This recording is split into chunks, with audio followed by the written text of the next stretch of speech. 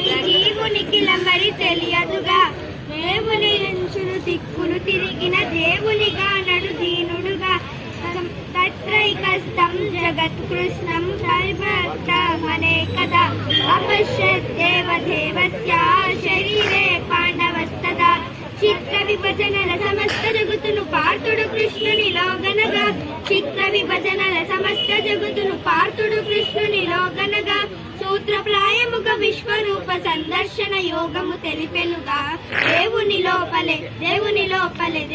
లోపలే దిక్కులు గలవని జీవునికి మరి తెలియదుగా యోమాం పశ్యతి